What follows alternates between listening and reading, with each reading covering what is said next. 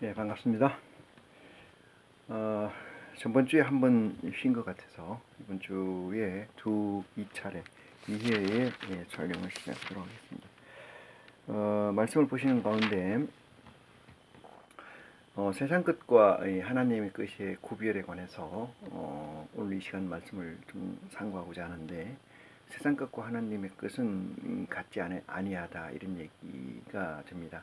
같지 아니하다는 얘기의 또 다른 이야기는 차이가 너무 극명하게 나다, 이렇게 해서 다른 차이는 많이 나는 것이 너무나 많이 나게 되면 그 다른 것이라고, 틀린 것이라고 얘기할 수가 있지 않나, 이런 생각을 해봅니다.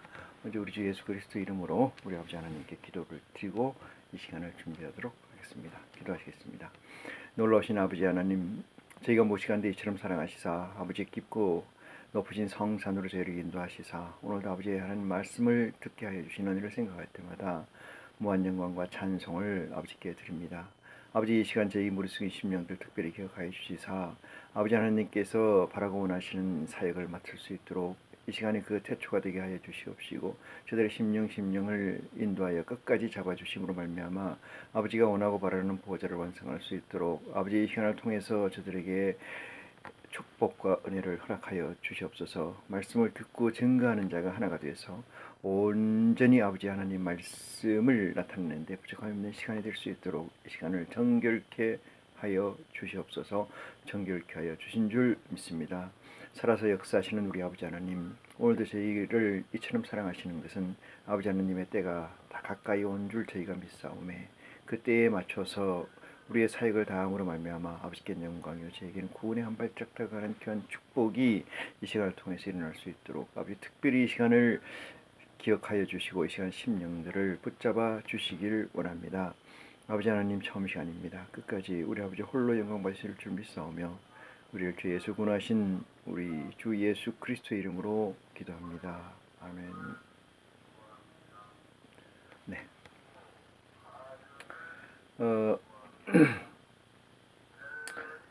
오늘은 그 마태복음 19장 13절로 이어서 보시도록 하겠습니다. 그래서 전번에도 말씀드린 것 같긴 합니다만은 24장까지가 이 의미 있는 절이고 해석을 가해야 되는 절이라고 생각하기 때문에 24장까지만 말씀을 같이 상고하는 것으로 하고, 그 다음 시간에는 제로의 시간값, 그것은 사랑이었다라는 제목의 책, 그 책을 강의를 같이 하면서 여러분과 함께 하나님의 깊은 뜻을 해랑하는 축복의 시간을 갖도록 하겠습니다. 13절 보시겠습니다. 먼저, 때에 사람들이 예수의 안수하고 기도하심을 바라고 어린아이들을 데리고 오매 제자들이 꾸짖건을 예수께서 가라사대 어린아이들을 용납하고 내게 오는 것을 금하지 말라, 천국이 어린아이의 것이니라 하시고 이랬습니다. 안수란 말씀이 여기 나오는데, 안수한다는 것은 위로한다는 뜻이라고 같고요. 내 에너지를 너 에너지에 편성해서 또는 공유해서 너의 믿음을, 너의 마음을 더 크게 하겠다, 이런 의미가 담겨져 있는 게 안수다, 이렇게 생각합니다. 그러면 그 안수를 하시는 분이 예수 그리스도이시므로 예수 그리스도가 무엇을 바라고 무엇을 원하고 있는가에 관한 순기능적 이 시너지를 내기 위해서 하는 것이 안수다, 이렇게 말씀을 드릴 수가 있고요. 안수는 꼭 가까이에서 신체를 접촉해서 하는 경우도 있지만은 그렇지 않고 기도로서 하는 경우가 있는데, 이것을 우리는 중보기도다, 이렇게 이야기를 할 수가 있습니다. 그래서 중보기도는 복비는 것도 마찬가지입니다만, 큰 자가 작은 자에게 또는 작은 자가 큰 자의 관계에서 작은 자가 큰 자에게 복을 비는 것이 마땅하다, 이렇게 이야기를 드릴 수가 있습니다. 근데 내가 크고 작으느냐, 이 개념 역시 하나님의 말씀에 근거한다, 이렇게 첨언을 해 둡니다. 그래서 어린아이라는 것은 어린아이를 내게 오는 것을 허락하라, 이렇게 얘기하시고, 예수님이 제자들에게 어린아이 오는 것을 막은 것에 대해서 꾸짖으심을 했다는 것은 대단히 중요한 가치가 있습니다. 여기 나오는 제자들 마태, 마가, 누가, 요한, 베드로 이 12제자의 생물학적 네이밍을 보면은 이들은 그렇게 결코 배운 사람들이 아니고 그렇게 받을 수 있는 육체로 태어난 사람들도 아닙니다. 그렇지만 예수님께서 이 12제자를 갖다가 들여다 쓰는 것은 직권으로 하나님께서 뿌리서 쓰는 것은 이러한 이 상황적 설정이 필요로 했기 때문이지, 이 베드로가 또는 요한이 또는 마테마가 이런 사람들이 대단히 이 타고날 때부터 생물학적으로 하나님께서 점지하시고 선택하신 분이 아니라는 사실을 염두에 두고 보면은 우리의 포지셔닝, 다시 말해서 예수 그리스도가 왜 어린아이 오는 것을 막지 말라고 하는가에 대해서 우리는 진중한 의미를 둬야 될 줄 믿습니다. 예수님께서 어린아이와 같이 되라 이렇게 얘기하고, 천국에 들어가는 것은 이 어린아이와 같은 때라야 되고 같은 상황이라 되고 같은 인식이라야 된다고 얘기하시는 것은 천국이라는 것과 이 세상이라는 것, 다시 말해서 예수 그리스도가 이 세상에서 전파하시고자 하는 것은 이 세상의 지식이 아니요 이 세상의 부가 아니고 이 세상의 시스템이 아닌 것을 알 수가 있습니다. 그래서 이 세상적 시스템과 하나님의 시스템은 같지 않다 이렇게 얘기를 하는 거고, 어린아이는 어디에 어린아이냐면 이 세상의 어린아이죠. 이 세상의 어린아이인데, 이 세상의 어린아이라는 것은 세상적 시스템에 대해서 어린아이고, 세상적 지식에 대해서 어린아이고, 세상적 옳고 그름에 대해서 어린아이라는 사실을 염두에 둔다면은 우리가 왜 예수 그리스도께서 어린아이와 같이 되라고 하고 어린아이가 내게 오는 것을 허락하라고 하시는가에 대해서, 또는 그걸 막은 제자들을 꾸짖으신 것에 대해서 저와 여러분은 충분히 이 말씀을 통해서 지혜로 깨달음이 있을 줄 믿습니다. 15절입니다. 저희 위에 안수하시고 거기서 떠나시니라 이렇게 얘기하시고, 16절입니다. 어떤 사람이 주께 와서 가로되 선생님이여 내가 무슨 선한 일을 행하여야 영생을 얻으리까 이렇게 묻습니다. 이 말씀이 어떻게 보면은 예수 그리스도의 복음의 전체를 가름할 수도 있다 이렇게 말씀을 드릴 수가 있습니다. 사람에 따라서 계시록이 대단히 중요한 말씀이 있기 때문에 그것이 성경 전체에 제일 비중이 많이 차지하지 않나 이렇게 말씀을 하시는 분도 계십니다만, 계시록은 시스템적으로 볼 때 구원이 일어나고 있는 사람들, 남은 사람들에 대해서, 구원하지 못한 사람들에 대해서 치리하고 방법하는 규정이 너무 강하므로 하나님의 보호자 또는 하나님의 아들로서 구원을 받는 그 가운데에서는 계시록이 크게 중요하지 않다. 저는 그렇게 여러분에게 말씀을 드릴 수가 있습니다. 그래서 요한복음에서도 그런 말씀이 있습니다만, 너희가 성경에서 영생을 얻는 줄 알고 이렇게 전제되어 있죠. 영생이라는 것은 성경에서 얻는 것에 이퀄 영생이라는 거죠. 영생을 얻는 줄 알고 성경을 상고하네. 이 성경은 나에 대해서 증거한 것이라 이렇게 얘기했고, 나라는 것은 예수 그리스도의 복음, 예수 그리스도를 얘기하는 줄 믿으시기 바랍니다. 그러면은 어떤 사람이 예수께 와서 묻되 선생님이여 내게 무슨 선한 일을 하여야 내가 무슨 선한 일을 하여야 영생을 얻으리까? 이 질문은 단도직입적 질문이면서도 대단히 우리에게 시사하는 바가 큽니다. 조금 전에도 제가 그런 말씀을 드렸습니다만은 이 세상에서라는 전제가 깔려 있죠. 이 세상에서 예수께서 가라사대 세상에서 선생님이요 내가 무슨 선한 일을 하여 영생을 얻으리까 이렇게 얘기를 하신 부분은 영생에 관해서 이 사람이 깨뚫고 있다 이렇게 얘기 드릴 수가 있고, 이것은 범상한 사람들의 질문은 아니다 이렇게 얘기를 드릴 수가 있습니다. 구약 성경 어느 곳에서도 이 영생이라는 것은 죽음이 없는 나라에 산다는 것 자체가 그렇게 기록되어 있지 않을 정도로 영생이라는 가치가, 영생이라는 단어가 의미가 그렇게 크게 부각되어 있던 사실은 아니었습니다. 그렇지만은 예수 그리스도의 시대에서, 예수 그리스도가 복음을 사역하고 있는 이 시대에서 어떤 젊은 청년이 와서 선생님께, 예수님께 와서 무슨 선한 일을 해야, 무슨 선한 일, 이 선한 일이라는 것은 좋은 일로 해석됩니다.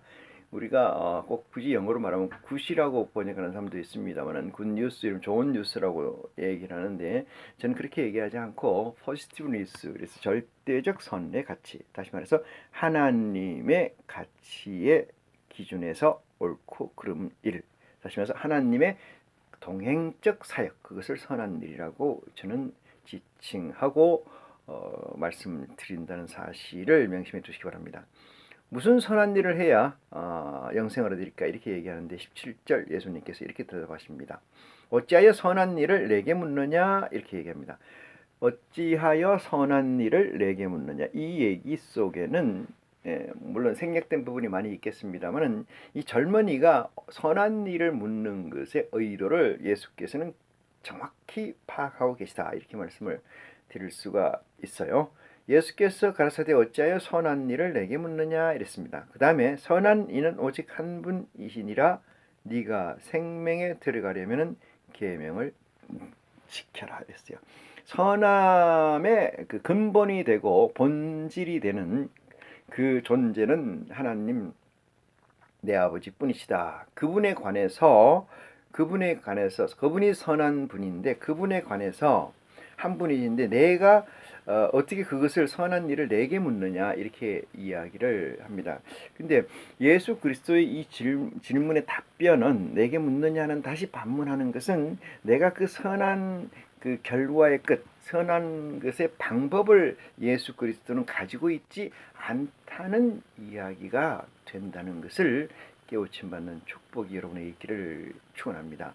이 예수님께서 가지고 있지 않는 것을 묻거나 예수님께서 위임받지 않은 권력이나 위임받지 않는 사역을 묻거나 행하신 적이 없으므로 예수 그리스도께서는 온전히 하나님의 서번트, 다시 말해서 청지기여셨다 이렇게 얘기를 드릴 수가 있어요.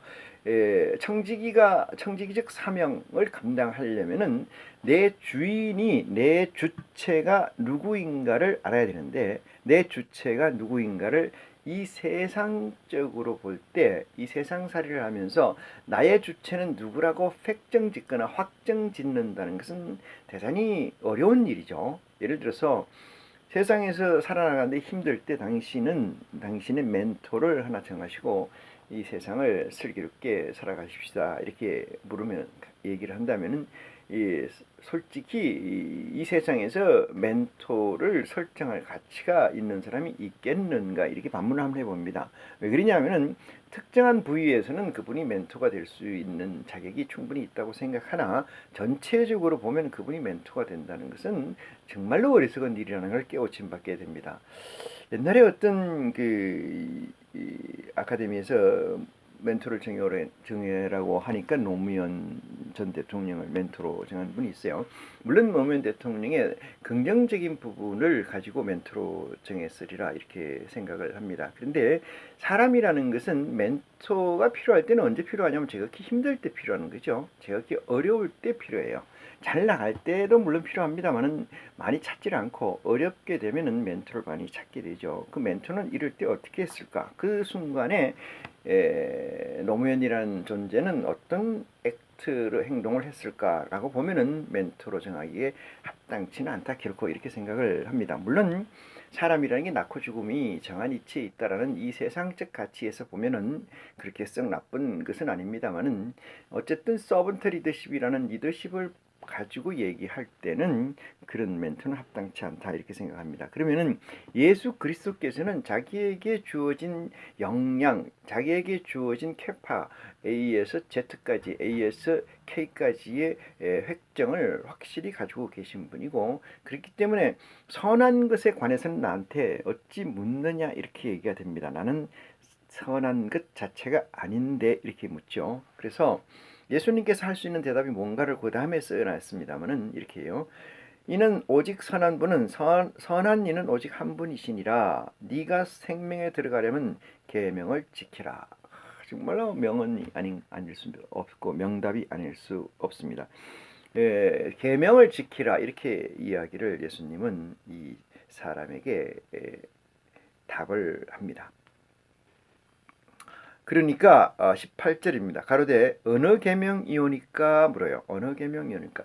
이 세상에서는 이 모든 것이 이 정도의 차이를 점수로 표시한다면은 어떤 사람은 100점이 있는가 하면은 어떤 사람은 99점, 어떤 사람은 뭐 50점, 어떤 사람은 빵점에서 어떤 사람은 10점까지의 분포를 볼 수가 있습니다. 그러니까 계명이 10가지가 있는데 이 10가지 계명 중에 어떤 것이 제일 중요한가? 그 중요한 것 하나를 내가 골라서 지킬 수 있겠다라는 그 함축적 의미가 있지 않나 이렇게 생각을 합니다. 그런데 진리의 세계, 다시 말해서 하나님의 세계에서는 아니면 0이고 기면은 100입니다. 그러니까 0과 100 이외에는 존재하지 않는다는 사실을 여러분 이 시간에 꼭 기억해 두시는 은혜가 있기를 바랍니다. 그러니까 나는 99점이 이건 없어요. 99점이 빵점이 될 수가 있고 99점이 0점이 마이너스가 될 수가 있어요. 그러니까 100점 아니면은 나머지는 다 뭐예요?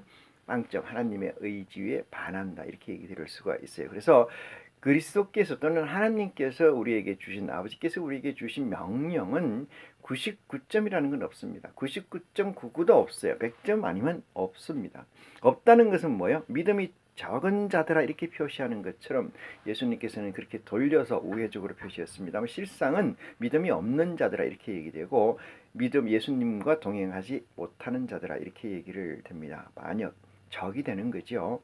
그래서 이 젊은이가 이렇게 묻습니다. 그러면서 그렇게 물으니까 예수께서 가라사대 살인하지 말라, 간음하지 말라, 도둑질하지 말라, 거짓 증거하지 말라, 네 부모를 공개하라, 네 이웃을 네 몸같이 사랑하라 하신 것이니라 이렇게 얘기를 하니까 이 예수님이 적시한 내용을 잘 한번 살펴볼까요? 뭐라고 얘기했냐면 첫 번째 살인하지 말라 이랬어요. 모세가 받은 십계명에서 이 살인하지 말라 존재하고 있죠. 그 위에 뭐가 있어요? 안식일을 지키라 이렇게 얘기했고 첫 번째 계명에 한번 생각해 볼까요? 나 외 다른 신을 믿지 말라. 두 번째는 나 외 다른 신을 만들지 마라 이렇게 얘기되어 있죠. 세 번째는 내 이름을 망령되이 일컫지 마라. 네 번째는 지금 말씀하신 것처럼 안식일을 지키라. 다섯 번째 살인하지 말라 이렇게 들어옵니다. 그 다음에 간음하지 말라. 도적질하지 말라. 거짓 증거하지 말라. 내 부모를 공경하라. 내 이웃을 내 몸과 같이 사랑하라 하신 것이니라 이렇게 설명을 하고 있습니다. 예수님께서 이 설명을 첫 번째에서 네 번째까지 설명을 제하고 왜 다섯 번째부터 열 번째까지의 계명을 설명을 했었을까? 이 문제를 일단 염두에 두시고 예수님께서 첫 번째에서 네 번째까지 설명을 제하신 것은 예수 그리스도께서 관여하거나 관계해서는 될 문제가 아니다 이렇게 말씀을 드릴 수가 있습니다. 그러면 그 뒤에 있는 나머지 것은 어떻게 관계가 되느냐 이 문제에 관해서 자, 첫 번째 내 외 다른 것을 섬기지 마라. 이 섬기느냐 안 섬기느냐의 기준점이 누구에게 있다는 거예요? 예수 그리스도에게 있다는 게 아니고 하나님에게 있다는 거예요. 이게 중요한 얘기인데 하나님 아버지께 있으니까 그분이 판단하시는 거예요. 내 왜 다른 신을 섬기느냐 안 섬기냐의 관계에 대해서. 두 번째는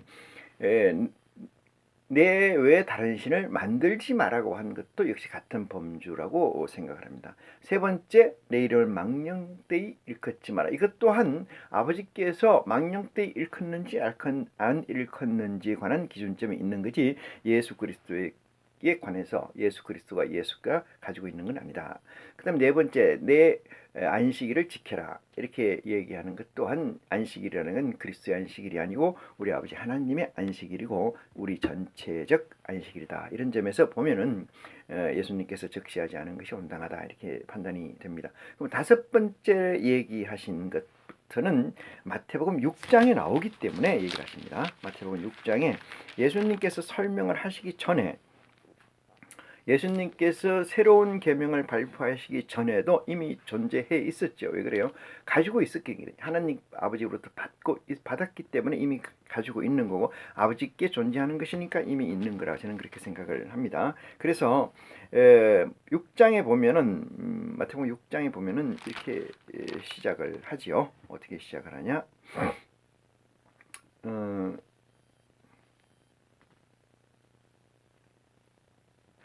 죄송합니다. 7장부터 시작이 되는군요. 7장부터 7장부터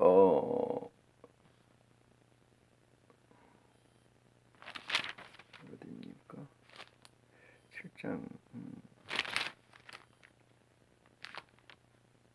죄송합니다. 5장 죄송합니다. 5장이네요. 5장 5장 21절에 보니까 옛사람이 말한 바 살인하지 말라 이렇게 시작을 하고요. 그 다음에 27절에 간음하지 말라 이렇게 시작되고, 그 다음에 뭐 쭉 나옵니다. 헛맹세하지 말라 33절에, 그 다음에 실족해 하면은 찍어내 버려라 이렇게 얘기하고, 눈은 눈으로 이는 이로 갚아라 38절에 나오고, 5장 43절에 내 이웃을 사랑하고 내 원수를 미워하지 말라 이렇게 나오죠. 그래서 48절에 그러므로 하늘에 계신 너희 아버지 온전하심과 같이 너희도 온전하라 이렇게 이야기를 하십니다. 그러면은 예수 그리스도께서 복음을 새로, 계명을 새로 규정해서 말씀하신 것에 관해서 예수님이 제 말씀을 하시는 거죠. 그래서 그래 보면은 제 말씀을 하시는 것은 있는 것을 그대로 두고 갈 수도 있죠. 왜? 존속이 된다면은 하나님께서 이미 모세를 통해 선포하신 율법이고, 그것은 하나님 아버지께서 주신 율법이기 때문에 그대로 둘 수도 있는데도 불구하고 예수님께서는 왜 이 말씀을 다시 번복을 해서 설명을 가하셨는가? 이것은 예수 그리스도의 시대와 모세의 시대가 전혀 딴 세상이다 이렇게 말씀을 드릴 수가 있어요. 모세가 선지자적 사역이라면 예수는 아들, 장자적 사역이라는 사역을 이해할 때, 모세의 사역에서는 백성이고 예수 그리스도의 사역에서는 아들 된 자의 포지셔닝에서 말씀하셨기 때문에 제 설명이 필수적이다 이렇게 말씀을 드릴 수가 있습니다. 그래서 이 친구가 영생을 얻는 것을 물었던 고로 앞에 네 가지는 하나님의 영역이기 때문에 제껴두고 그 다음부터 얘기하시는데 봅니다. 살인하지 말라 이렇게 했어요. 살인이라는 것은 이 생물학적 살인을 예수님께서 말씀하시고 있는 것이 아니고, 생물학적 살인은 당연한 건데 생물학적 살인을 말씀하지 않는 것은 무엇일까요? 생물학적 살인은, 자, 마태복음 5장에 보니까 뭐라고 씌어놨냐 하면은 이렇게 쓰여놨어요.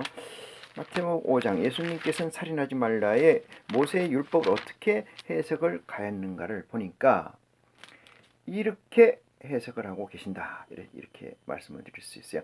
21절입니다. 마태복음 5장 21절. 옛 사람에게 말한 바 살인하지 말라. 지금도 유효한 얘기죠. 누구든지 살인하면 심판을 받게 되리라 하였다는 것을 너희가 들었으나, 이렇게 써요. 들었으나 역접이죠. 그러니까 그렇지만은 이렇게 얘기돼요. 그렇지만은 나는 너희에게 이르노니 형제에게 로하는 자마다 심판을 받게 되고 형제에 대하여 라가라 하는 자는 공회에 잡히게 되고 미련한 놈이라 하는 자는 지옥불에 들어가게 되리라 이렇게 얘기해요. 그러니까 이 말씀을 직역을 하면 무슨 얘기냐면은 하나님의 형제를 요구하는 것에 관해서 살인의 행위로 규정하고 있다 이렇게 말씀을 드릴 수가 있어요. 예수 그리스도께서는 생물학적 살인을 얘기하는 게 아니고 영적 살인을 얘기하는 거예요. 영적 살인이 생물학적 살인에 우선한다. 그 말 하나 하지 않습니까? 사람이 무엇으로 움직여요? 사람이 자살을 하는 제일 큰 이유는 희망이라는 게 없기 때문에 그렇습니다. 그런데 희망은 어디에 존재해요? 마음에 존재하지 않습니까? 마음은 뭐라고 규정하냐면은 스피릿이라고 하고 있는 정신을이라는 거죠. 그 사람의 을에서, 정신에서 희망이라는 싹이 없으면 이 육체라는 것은 덧없는 것이다. 의미 없는 것이다. 그래서 자살을 하게 되는 거죠.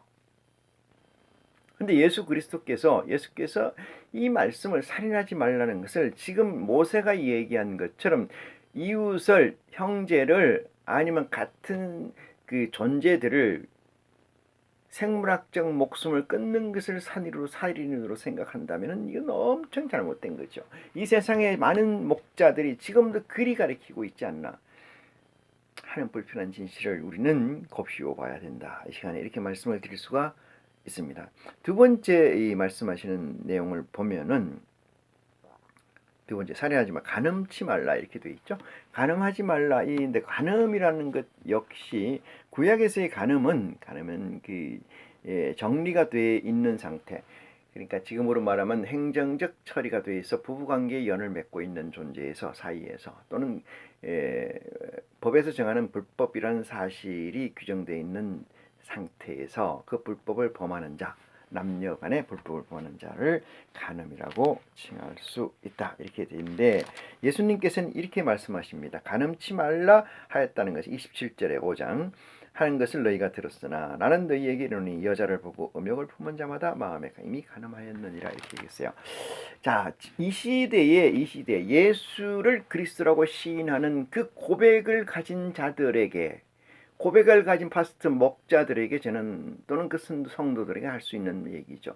예수 그리스도께서 어떻게 하면 영생을 할까 묻는 젊은이의 대답에서 간음하지 말라고 했는데, 살인하지 말라고 했는데 그것이 생물학적에 관계되는 것이 아니고 영적에 관계되는 것이라는 것을 제가 살인하지 말라는 것을 들었습니다만은 간음하지 말라는 것 역시 그것이 육체적에 관계되는 것이 아니고 영적에 관계되는 것이라는 사실을 명심해 주시기 바랍니다. 그 위에서 어린아이가 내게 오는 것을 막지 말라 13절에 얘기한 것처럼 어린아이라는 존재의 규정을 제가 스펙을 정리해 드렸습니다만 우리 인간이 이 세상적 시스템에서 세상적 가치에서 보화를 많이 가지고 많이 배우고 많이 출세하고 이건 의미가 없다는 얘기로 어린아이를 제가 포맷을 해 드린 바가 있습니다. 그러면 모세의 율법은 세상적 율법의 근간이 되는 거예요. 세상적 법의 근간이 되고 있습니다. 모세의 율법은 이 세상 어느 나라든 간에 이 나라들마다의 법의 근간이 되고 있다. 저는 그렇게 얘기를 드릴 수가 있어요. 그래서 그 법은 예수 그리스도의 세계라고 마태복음 1장 1절에 얘기한 것처럼 예수 그리스도의 세계라고 굳이 예수님이 선포한 이유가 무엇일까요? 그것은 모세의 세상이 존재해 있었다는 전제입니다. 전제. 하나님의 세상이었다면 감히 예수님이 이 땅에 오셔서 예수 그리스도의 세계라고 얘기를 할 수가 없는 거 아니겠어요? 아브라함과 다윗의 자손 예수 그리스도의 세계라 이렇게 얘기하는 것은 디멘션도 좋고 월드도 좋습니다. 차원적 세계도 좋고 실제 이 시스템적 월드도 좋다 이 말이죠. 그런데 왜 예수 그리스도의 세계라고 굳이 못 박은 것은 그 다음 세계는 하나님의 세계입니다. 우리 아버지의 세계예요. 모세의 선지자의 세계, 그 다음에 예수 그리스도의 세계, 아들에게 장자의 세계, 그 다음에 누구 세계, 디테일하게 얘기하면 진리의 성령 시대, 그 다음에 들어가는 것이 우리 아버지 하나님의 세계라는 사실을 여기에서도 엿볼 수 있다는 사실에 여러분의 지혜가 열리기를 기대합니다. 간음치 말라는 것은 구약에는 육체적 관계가 간음의 근간이 이루었다면은 마음의 음욕, 다시 말해서 마음의 음욕이라는 전제는 무슨 얘기냐면은 예수를 그리스도라고 시인하고 예수를 그리스도라고 시인하고 나는 하나님의 아들이라고 시인한 고백이 있는 자들에게서 이런 얘기, 자들에게서 또 다른 가치 나 외의 신을 만들지 마라. 나 외에 다른 것을 섬기지 말라고 하는 두 번째 계명, 첫 번째 계명 범주에 들어가는 행위. 그것은 이 세상에 존재하는 가치를 어느 것이든 간에 중시하는 겁니다. 골프를 중요시하는 거, 자동차 매니아, 돈을 많이 모으는 거, 취미 오락 활동을 많이 하는 거, 모든 것들이 신이죠. 누구에게? 그에게 신이라는 겁니다. 다른 사람에게 신이는 관계없어요. 어떤 사람에게 대중에게 신이라는 건 당연히 잘못된 것입니다만은 중요한 건 자기 자신에게 신이 되는 것이 무엇인가 이 말이죠. 자기 자신의 예수보다, 자신에게 있는 예수 그리스도보다, 자기 자신의 고백한 하나님 아버지보다 더 우선시하고 더 가까이 하는 것이 무엇인가를 보면은 그것이 하나님의 하지 말라고, 만들지 말라고 한 신이고, 하지 말라고 한 신이고, 만드는 신이라는 사실을 볼 때 예수님께서는 그 사실은 네가 내 아들을 그리스도라고 시인하고 아버지라고 시인한 그 입에서 또 다른 것을 신으로 받아들이고 있고 신으로 만들었구나라는 사실을 여기에서는 간음이라고 적시한다는 것을 중요하게 여기시기를 바랍니다. 그것이 그리스도의 사명이고 그것이 그리스도의 능력이라는 사실 또한 지혜로 깨닫는 여러분이 되시기를 축원합니다. 세 번째 봅니다. 세 번째. 도적질 하지 말라. 이 도적질이라는 것은 예수님께서 이렇게 얘기하셨습니다. 나보다 먼저 가는 자는 강도의 절도니라. 이렇게 얘기했어요. 나보다 먼저 오는 자는. 이것 또한 세상적 도적이라는 가치에 있는 것이 아니다. 이렇게 훔친다는 거죠. 값없이 훔칠 것도 없겠습니다만 훔쳐서 팔아먹는 거예요. 조금 전에 요한복음 4장에 나옵니까? 어떤 여자가 먹을 걸 달라고 예수님께 얘기하니까 예수님께서 나는 너희에게 이 먹을 것을 주지 않는다. 너희에게 먹을 것을 주러 온 게 아니고 아들에게, 잃어버린 양에게 먹을 것을 주러 왔다. 이렇게 얘기하니까 이 여자가 이렇게 얘기하지요. 개도 주인 밥상에서 떨어지는 양식을 먹나이다. 이렇게 이야기를 합니다. 달라 해서 먹는 게 아니고 훔쳐간다는 사실, 그게 도적이에요. 말씀을 훔쳐간다는 사실. 말씀을 훔쳐 간다고 해서 그 말씀이 없어지는 건 아닙니다. 도적질하고 간음하고 살인하는 것은 누구에게 관계되냐면 당신에게 관계된다는 거예요. 당신에게. 당신은 누구예요? 예수를 그리스도라고 시인하고 예수를 그리스도라고 시인함으로 말미암아 하나님을 아버지라고 칭하는 그 자 생명에 관해서 얘기입니다. 그 자의 영생에 관해서 얘기입니다. 다른 사람은 아무 관계가 없어요. 아무 관계가 없습니다. 생각을 해보세요. 구원이 집단으로 이루어진다고 누가 그럽니까? 구원이 때로 구원받는다고 누가 그래요? 구원은 1대1의 구원입니다. 1대1의 구원일진데 왜 사람을 2단으로 적시하고 2단으로 폄훼하고 2단으로 낙이 찍고, 그건 무엇 때문에 그럴까요? 공동체가 필요하고 공동체에서 얻는 수익이 뭘까요? 하나님의 구원일까요? 그리스도의 복음일까요? 세상적 저들의 가치인 줄 저는 확증합니다. 네 번째 봅니다. 거짓 증거 하지 말라. 이렇게 했습니다. 거짓 증거 하지 말라. 내 부모를 공경하라. 거짓 증거. 이 거짓 증거라는 것은 이 의도가 깔려 있다는 거예요. 의도가 깔려 있지 않는다면은 사역되는 거. 다시 말해서 마귀에게 불임을 당하고 있다. 이렇게 말씀을 드릴 수가 있어요. 그래서 거짓 증거 하지 말라. 그 다음에 내 부모를 공경하라. 이렇게 내 부모는 네 부모가 누구라는 사실을 압니까? 네 부모. 여러분의 부모는 누굽니까? 여기서 특정하지 않았습니다. 예수 그리스도의 복음은 그의가 이런 패턴이